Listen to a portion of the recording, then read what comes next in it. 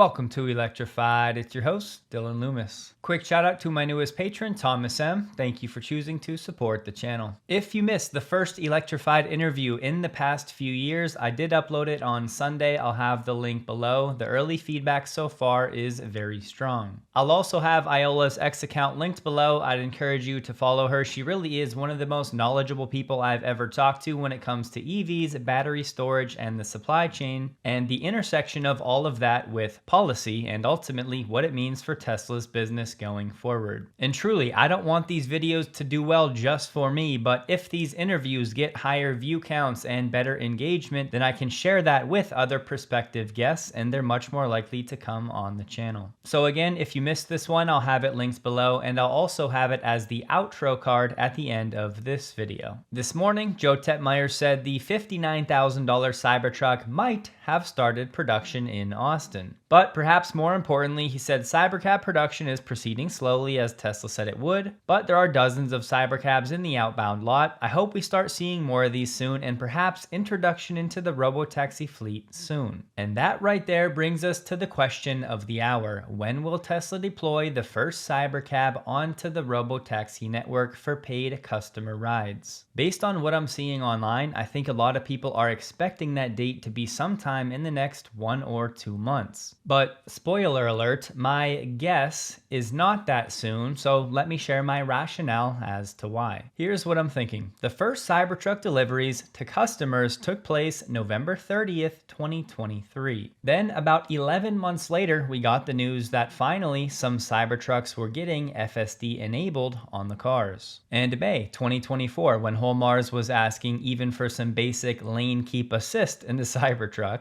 Elon said we have to focus on FSD for the other 99% of the fleet. Cybertruck FSD is a few months away. But why was this? The Cybertruck's much higher ride height, the different camera placement, the different weight distribution, and all of these changes meant that Tesla's FSD neural network had never seen the road or the world from those angles. And Tesla's FSD model had never been trained to output controls for the vehicle given those height, weight distributions. And I'm guessing some of you will recall hearing about Cybertruck FSD performance in the early days being subpar compared to the rest of the fleet. So without getting too far into the weeds, the retraining of the model and the validation to teach Tesla's FSD neural nets how to operate on the Cybertruck ultimately took roughly a year plus. And of course, with the Cybercab, a vehicle purpose-built for autonomy, 2 doors, no wheel, no pedals, different suspension, different B-pillars, different camera angles, and so on, Tesla is going to need plenty of real-world miles paired with simulation miles to validate this setup on the Cybercab. And somehow we have to factor in for FSD on the Cybertruck, Tesla knew they were going to have supervisors. Whereas for the Cybercab, it's likely to start unsupervised with paid customer rides. So with no supervisor to fall back on, Tesla needs to make sure they get it right. And further, it's just a reality. Tesla doesn't need the Cybercab to have robotaxis on the network. They can continue to safely deploy Model Ys without any problem. Unlike the Cybertruck, Tesla doesn't have customers pleading with the company asking it to ship a feature that they were expecting to have. So when it comes to the Cybercab, Tesla can wait until they're fully ready to deploy it onto the network. And to everybody that's still asking, well, where are all these Cybercabs going that are being produced right now? As we said, across the country to do this very validation. And let's not forget, FSD aside, Tesla is still working out all of the kinks with the unboxed manufacturing process. So from our perspective, it's easy to say, look at all these production level Cybercabs, they're ready to be deployed now. But we don't know what type of fault tolerances Tesla's working with at this stage of production. We have no idea what's going on with the unboxed line itself. So Tesla will likely need at least a few months, not just to figure out FSD, but to get the unboxed manufacturing process and just the vehicle itself where it wants it. Because Tesla needs to know that every vehicle coming off this brand new Cybercab line is 100% ready to go, not just a majority of the vehicles. So just factoring all of that in, my prediction here would be that Tesla deploys a Cybercab onto the Robotaxi network sometime around September 15th this year. That gives the team about 6 months from the beginning of Cybercab production. Real quick, if you use any Adobe products, you should know that a hacker recently claimed to have stolen 13 million support tickets. But how did this happen? A phishing email sent to an employee at a third-party contractor. So as always, this could happen to anyone. And thankfully, Surfshark, the sponsor of this video, has been developing tools for instances like this. And what makes this Adobe breach relevant is it wasn't even Adobe's own systems that were compromised, it was a contractor they outsourced their support to, which means Adobe customers had their names, emails, account details, and conversations exposed because of a company that they never even knew existed. With Surfshark, you can avoid this problem altogether by using their alternative ID. So anytime you have to sign up for a new account, you can basically create fake information, a random name, location, email address, and so on. So your real information never hits the internet in the first place. And for customers based in the United States, Surfshark One Plus now includes up to $1 million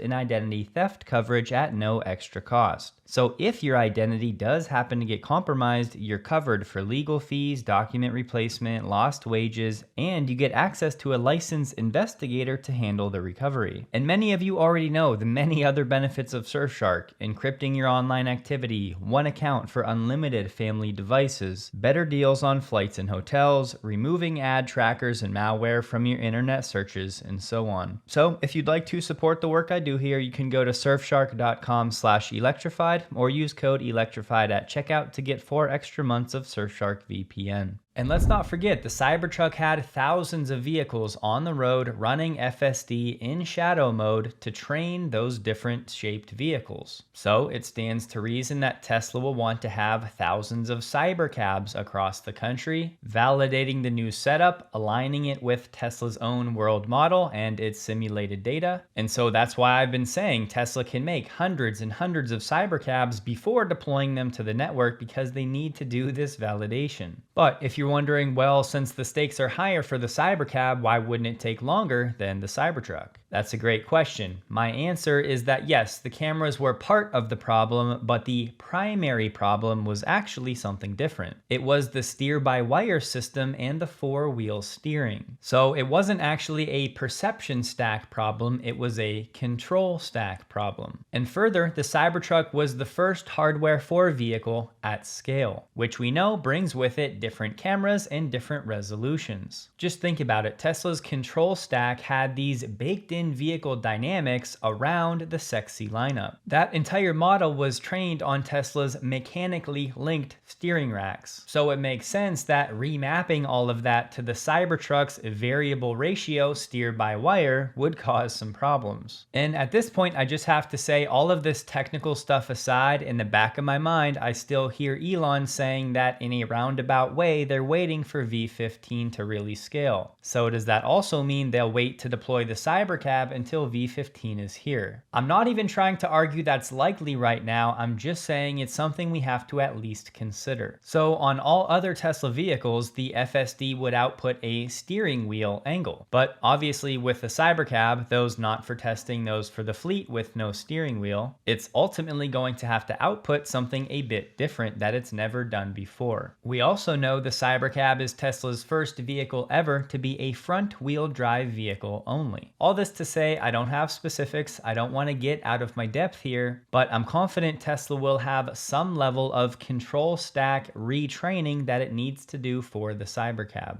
So clearly there are many unknowns right now, but I just wanted to share my thought process here and share my own expectations, because I do think a lot of people are expecting to see a Cybercab live on the Robotaxi network sooner than September 15th. And listen, for whatever it's worth, I absolutely think there's a very real chance that Tesla can beat my expected timeline. So that's the short version of what I'm thinking, and more importantly, why I'm thinking it. But as always, I'd love to know where you guys are at. Some people are pointing to Piper Sandler putting out a new Tesla stock note, attributing that to the Tesla stock run up today and relative outperformance. But Piper Sandler's now arguing that at Tesla's current share prices, investors investors are effectively getting the company's Optimus robot business at no cost. Alex Potter, who in my opinion does actually deserve respect, said his new model covering 17 Tesla product lines yields a value of around $400 per share without assigning any value to Optimus. At $400 a share, we think investors can buy Optimus for free. This updated framework Potter described as the Tesla model we've always wanted to build. It incorporates revenue and profit forecasts for businesses that most sell-side models overlook, including in-house insurance, supercharging, and a standalone Robotaxi valuation separate from the FSD software business. Potter said his estimates for this year and next are below consensus, reflecting declining deliveries from discontinued products and a smaller contribution from regulatory credits. But he's unconcerned, arguing that traditionally relevant metrics are becoming less important as FSD subscriber counts and Robotaxi metrics take center stage. And he himself said the humanoid robot and inference as a service businesses arguably will be worth more than Tesla's other businesses combined. It's really just he hasn't yet attempted to formally forecast them. And here's one slide from Piper Sandler. It's the revenue outlook for these 17 different business lines. And listen, we just don't often see Wall Street share their projections out to 2045. But in this case, Piper Sandler has FSD licensing alone for Tesla generating $400 billion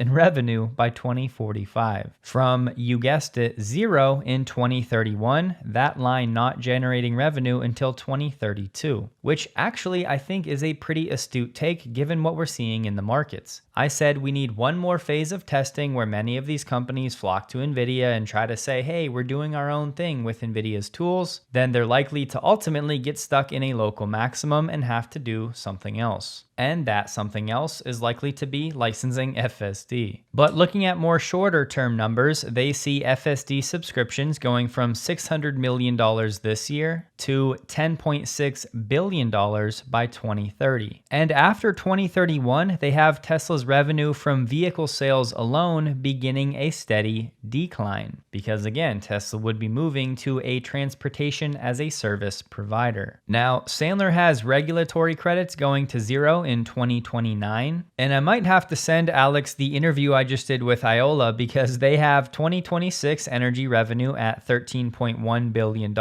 but then only growing to about $20.9 billion by 2030. And personally, I think given Tesla's plans with solar and Megablock and Megapack 3, I think the number in 2030 will be much higher. And yes, I know the cool thing now is data centers in space. I just think that's going to take a few years. And then lastly, total revenue for this year, they're expecting about $96 billion. In 2030, they have it at $155 billion.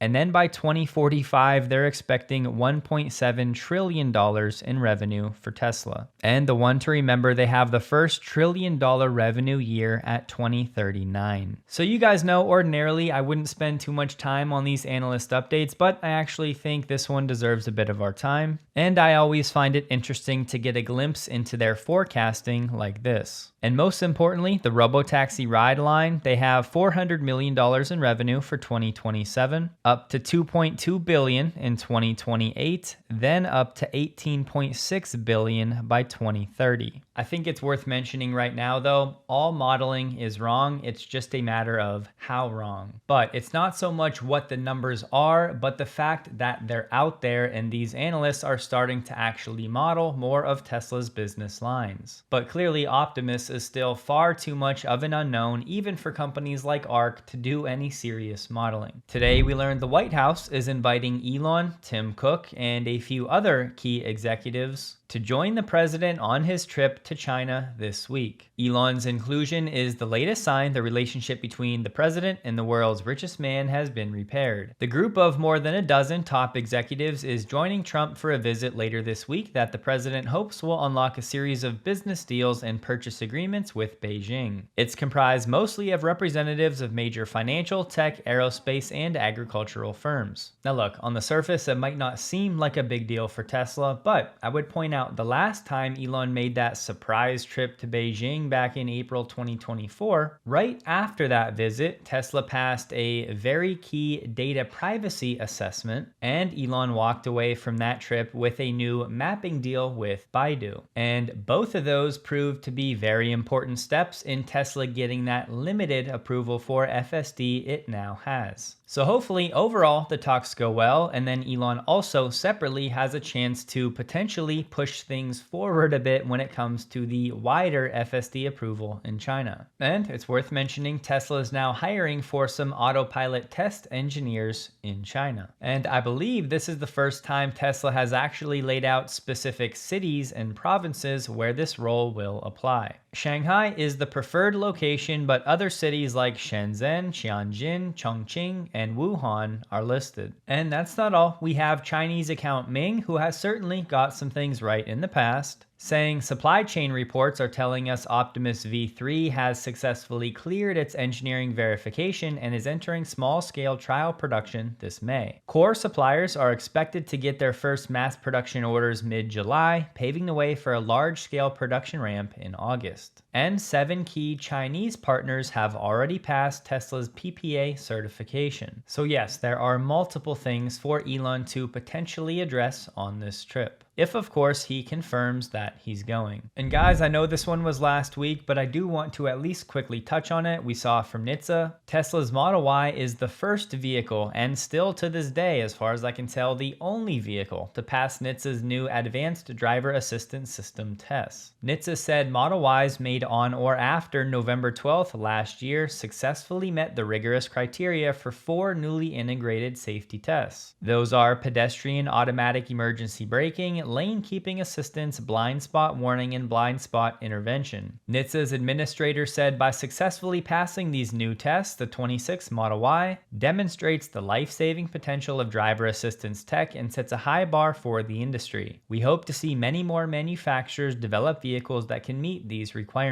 However, the reason this is so impactful is because we've known at the federal level there's plenty of debate right now whether Tesla's advanced driving features are actually safe or not without LiDAR. Just go back and listen to the hearings from earlier this year if you're not sure why I'm saying that. But with these new official standardized tests from NHTSA, the Model Y has passed all of them with flying colors, with its vision-only system. And we'll have to wait and see how other vehicles fare in this test, but this is a huge official validation for Tesla's vision-only system at the federal level at a time when much debate is taking place for that federal framework for AVs. So we've known Tesla is the benchmark for ADAS safety, and now the rest of the world is starting to find out as well. And speaking of that federal framework, Uber is now launching a new public policy push for autonomy. Uber's director of autonomy said, "We won't succeed in having AVs in places like Chicago, Boston, or New York City if we're not engaging on what we know are the tough issues." Uber is addressing some of those challenges in a new policy paper, and in it they concede robotaxi deployments will always be shaped by the realities of infrastructure, regulation, and the needs of individual markets, and will require partnerships with officials and workers. The paper is also a call to action for lawmakers and governments, arguing the move to autonomy is already underway. Although AVs are allowed in about half the country, legislation has stalled in at least 8 states, including New York, Virginia, Oregon, and Minnesota. And the federal legislation has yet to clear Congress, although there's a chance AV rules could be folded into a mandatory highway funding bill later this year. In the actual white paper from Uber, though, they do argue for this hybrid network where autonomous vehicles and drivers coexist for a long time, which is of course how it will play out in practice, but they said there are 8,000 cities in the US alone that Uber serves, which likely won't be workable for AVs in the foreseeable future. And Uber's 3 main arguments: infrastructure, mapping, and density. The first being charging and cleaning, the second being mapping or even validation like Tesla has to do with some of those LiDAR rigs, and density meaning certain rural areas just have very few people that are very spread out. But by far the main takeaway here, Uber is now officially lobbying for advancing autonomous vehicles in the US.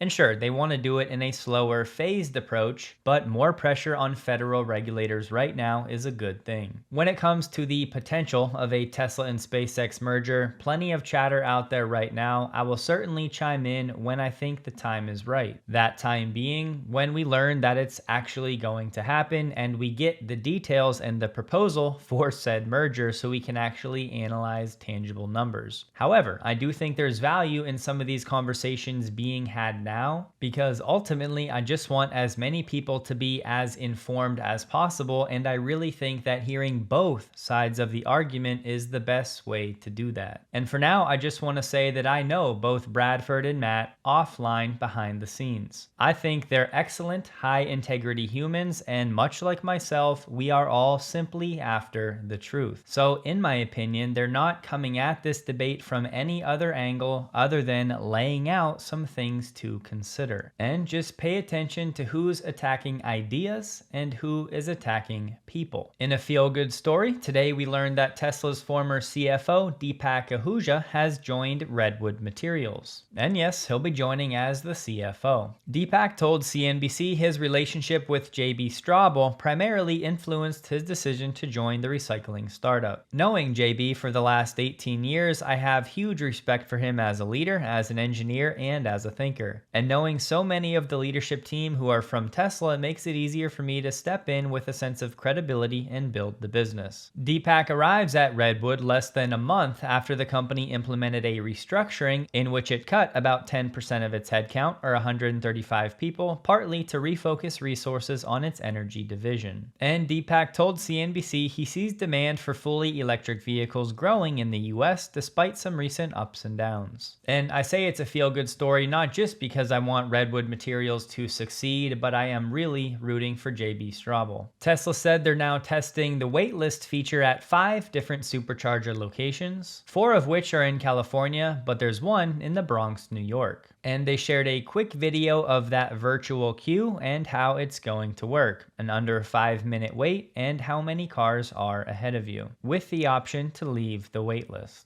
And yes, non-Teslas can join the waitlist through the Tesla app. And today, Ford announced a new subsidiary, Ford Energy. Ford Energy plans to deploy at least 20 gigawatt hours annually, with first customer deliveries planned for late 2027. Their flagship product will be the Ford Energy DC block, which is a standardized 20-foot containerized battery energy storage system designed around 512 amp-hour LFP prismatic cells, in both a 2 and 4 hour duration. They said they're repurposing existing U.S. battery manufacturing capacity in Glendale, Kentucky to serve the growing BESS market. And with Iola, we talked about this very thing when it comes to new players getting into the market because the demand and the margins are so attractive. And the repurposing of battery factories that were going to be for EVs that now they'd rather use for battery storage. And Tesla has officially changed the Model S and X Signature Edition delivery event to May 20th.